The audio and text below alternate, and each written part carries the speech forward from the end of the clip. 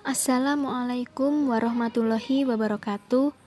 Kami dari kelompok 2 yang beranggotakan Dliaan Nurhidayah, Dinda Dwi Ariyanti, Erlinda Febriana, dan Teresia Astri Yuliana akan menjelaskan mengenai 1. Berbicara sebagai suatu keterampilan berbahasa. 2. Upaya meningkatkan berbicara. 3. Jenis-jenis berbicara. Dan yang keempat, faktor yang mempengaruhi efektivitas berbicara.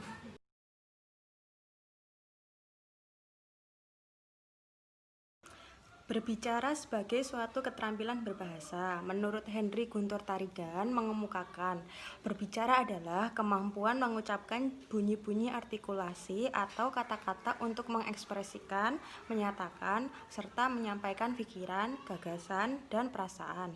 Sedangkan, sebagai bentuk atau wujudnya berbicara disebut sebagai suatu alat untuk mengkomunikasikan gagasan-gagasan serta dikembangkan sesuai dengan kebutuhan-kebutuhan sang pendengar atau penyimak.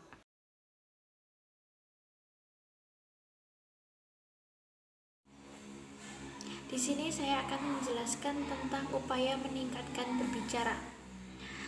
Di dalam upaya meningkatkan berbicara ini, ada beberapa hal yang harus diperhatikan dalam strategi komunikasi, yaitu yang pertama, menggunakan kata-kata yang banyak atau tidak langsung, bisa juga disebut dengan tidak to the point.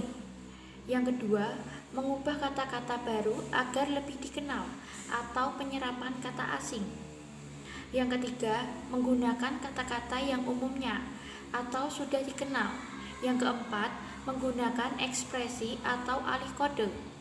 Yang kelima, menggunakan gerak tubuh atau mimik untuk meyakinkan maksud yang kita inginkan.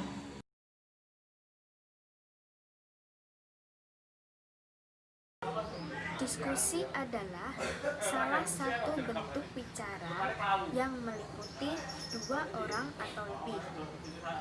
Dengan berdiskusi, kita dapat memperluas pengetahuan serta memperbanyak pengalaman dan juga bertukar pikiran.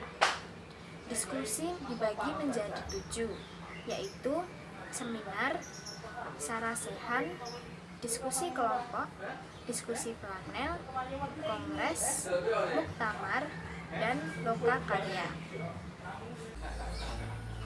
Percakapan adalah percakapan antara dua orang atau lebih yang mendalam dan saling mendengarkan serta saling berbagi pandangan satu sama lain. Pidato adalah menyampaikan pikiran dalam bentuk kata-kata yang disampaikan di depan banyak orang. Ceramah adalah pidato yang bertujuan memberikan nasihat dan juga petunjuk. Sementara ada audiens yang bertindak sebagai pendengar.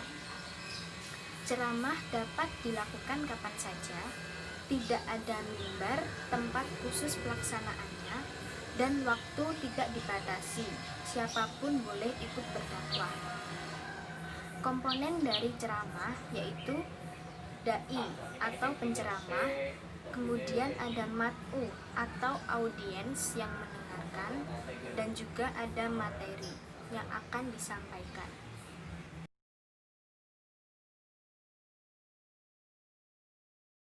Faktor-faktor yang mempengaruhi keefektivitasan berbicara. Yang pertama adalah ketepatan ucapan. Seorang pembicara harus membiasakan diri berbicara sesuai dengan konteks yang tepat.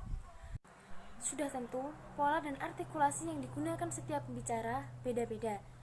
Pembicara menggunakan artikulasi sesuai dengan perasaan, tujuan, dan sasaran. Yang kedua, penempatan tekanan, nada, dan durasi. Apabila seorang pembicara mampu menempatkan tekanan dan nada yang sesuai, maka pendengar tidak akan bosan dan merasa bahwa isi dari materi yang disampaikan berbobot.